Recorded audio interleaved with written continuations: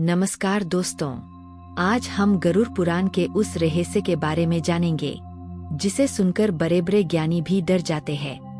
मृत्यु के बाद आत्मा के साथ आखिर क्या होता है? क्या आत्मा सच में भटकती है? और क्यों 13 दिन का कर्मकांड किया जाता है? आज का वीडियो अंत तक देखना, क्योंकि हर मिनट एक नया सत्य खोलेगा। मृत्यु का क्षण। गरुड़ पुराण के अनुसार जब आत्मा अपने शरीर से अलग होती है तो आत्मा कुछ समय तक अपने शरीर के पास ही रहती है।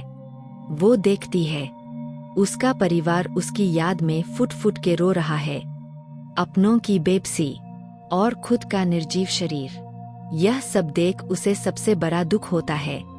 आत्मा जोर जोर से चीखती है, चिल्लाती है कि मैं यही हूँ, तुम्हारे पास। तुम मुझे क्यों नहीं देख रहे हो? लेकिन आत्मा को उस समय कोई नहीं देख सकता, क्योंकि वह अपने शरीर को छोड़ने के बाद अदृश्य रूप में आ जाती है। इस अवस्था के बाद आत्मा को कर्मों का दर्शन होता है। मृत्यु के तुरंत बाद यमदूत आत्मा को उसके जीवन के कर्म दिखाते हैं। गरुड़ पुराण कहता है, हर अच्छा और बुरा कर्म फिल्म की तरह चलता है। व्यक्ति द्वारा दूसरों के साथ किए गए अच्छे और बुरे कर्म सभी याद आने लगते हैं। उस समय आत्मा समझ जाती है कि अब कुछ बदला नहीं जा सकता। माता पिता का अपमान, दोस्तों के साथ किया हुआ धोखा, कमजोर लोगों पर किए हुए अत्याचार, यह सब उसकी आंखों के सामने आने लगते हैं। कर्मों के अनुसार आत्मा अपनी आगे की यात्रा करती है। इसलिए दोस्तों कहा गया है कि जो जैसा कर्म करेगा उसे उसी प्रकार के फल की प्राप्ति भी होगी। मृत्यु के बाद हिंदू धर्म में आत्मा के लिए 13 दिन महत्वपूर्ण क्यों माने जाते हैं? दोस्तों, क्या आप जानते हैं 13 दिन का श्राद्ध क्यों किया जाता है? गरुड़ पुराण के अनुसार इन 13 दिनों में आत्मा यमलोक की यात्रा करती है। परिवार द्वारा किया गया पिंडदान और तर्पण आत्मा को मार्ग में शक्ति देता है, ताकि आत्मा को यमलोक जाते समय मार्ग में आने वाली सभी समस्याएं आसान हो जाए और मरने वाले व्यक्ति को किसी भी प्रकार की कोई भी परेशानी न हो। अगर ये कर्म न हो तो आत्मा कष्ट में रहती है। दोस्तों, हमारे मन में सबसे ज्यादा एक सवाल ही आता है कि आखिर मृत्यु के बाद जो इंसान पाप कर्म करता है उसको कौन सी सजा दी जाती है? तो आज हम आपको यह भी बताने वाले हैं। गरुड़ पुराण में 28 प्रकार के नरक बताए गए हैं। झूठ बोलने वाले, धोखा देने वाले, माता पिता को दुख देने वाले, इन सब के लिए अलग अलग दंड है। इसलिए शास्त्र कहते हैं, जीवन में धर्म का पालन करो। कुछ ऐसे पाप है जिन्हें मनुष्य को कभी भूलकर अपने जीवन में नहीं करना चाहिए। वह कौन कौन से हैं? आज हम आपको बताते हैं। सबसे पहला पाप, जिसे महापाप कहा गया है, माता पिता और गुरु का अपमान। जो व्यक्ति अपने माता पिता का तिरस्कार करता है, उनकी सेवा नहीं करता, बुढ़ापे में उन्हें अकेला छोड़ देता है और उनके साथ पूरा व्यवहार करता है, गरुड़ पुराण में उसे भारी दंड का भागी बताया गया है। कहा गया है, जिसने जन्म देने वालों को दुख दिया उसकी आत्मा मृत्यु के बाद सबसे अधिक रोती है। निर्दोष प्राणी की हत्या या कष्ट देना।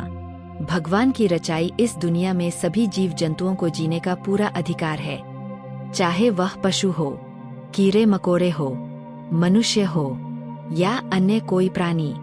बिना कारण किसी को मारना या जानबूझकर पीड़ा देना आत्मा पर कर्म का गहरा बोझ डालता है। यह कर्म कई जन्मों तक पीछा करता है। विश्वासघात और छल और कपट।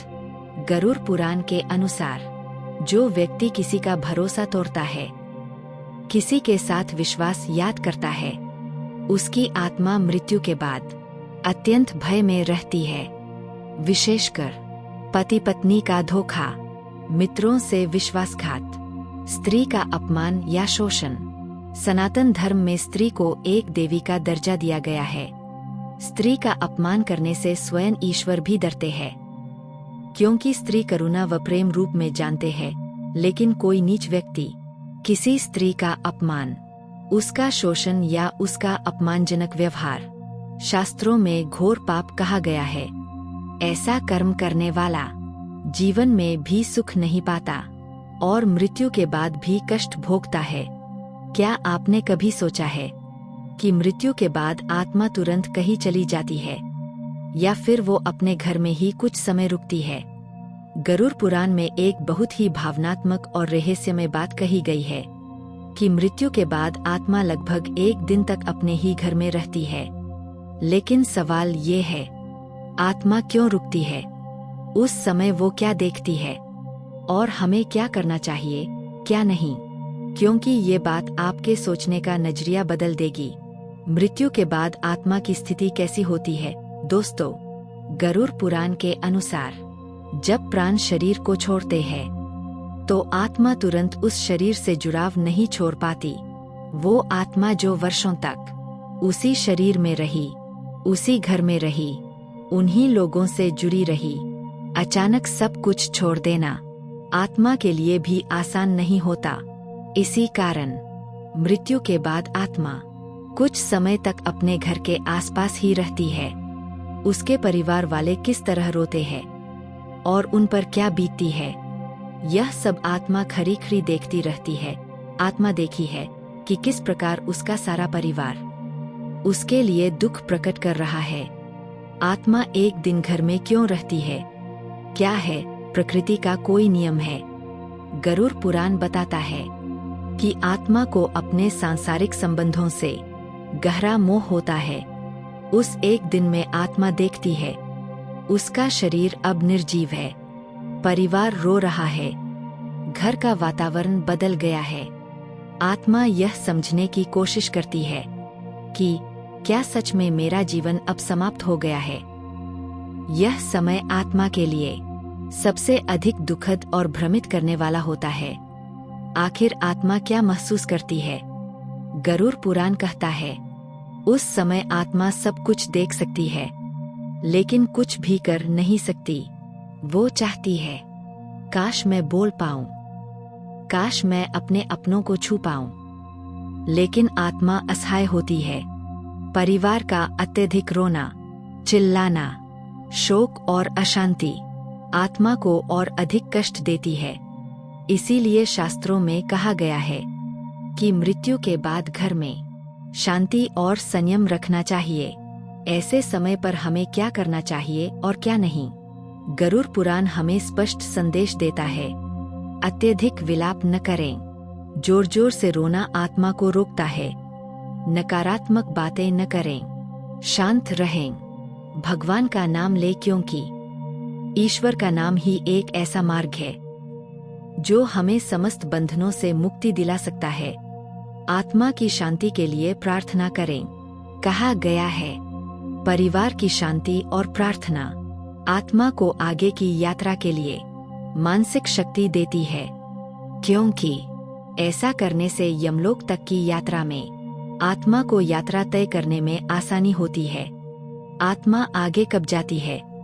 जब वह एक दिन का समय पूरा हो जाता है और अंतिम संस्कार की तैयारी होती है, तब आत्मा धीरे धीरे घर से विदा लेने लगती है।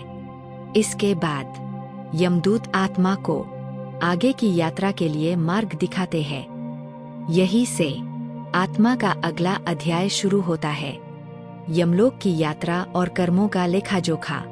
यमराज जी और उनके चित्रगुप्त मनुष्य के द्वारा किए गए कर्मों का लेखा जोखा करते हैं और उसी के अनुसार निर्धारित होता है कि उसे पुनर्जन्म मिलेगा, स्वर्ग की प्राप्ति होगी या नरक मिलेगा। गरुड़ पुराण हमें डराने के लिए नहीं, समझाने के लिए लिखा गया है। यह हमें सिखाता है कि जीवन में रिश्तों को महत्व दो, अच्छे कर्म करो और मृत्यु को भी शांति से स्वीकार करो, क्योंकि अंत में आत्मा वही महसूस करती है जो हमने जीवन में बोया होता है। अगर आपको यह वीडियो ज्ञानवर्धक और भावनात्मक लगा तो इसे लाइक जरूर करें। और ऐसे ही पौराणिक रहस्यों के लिए चैनल को सब्सक्राइब करें।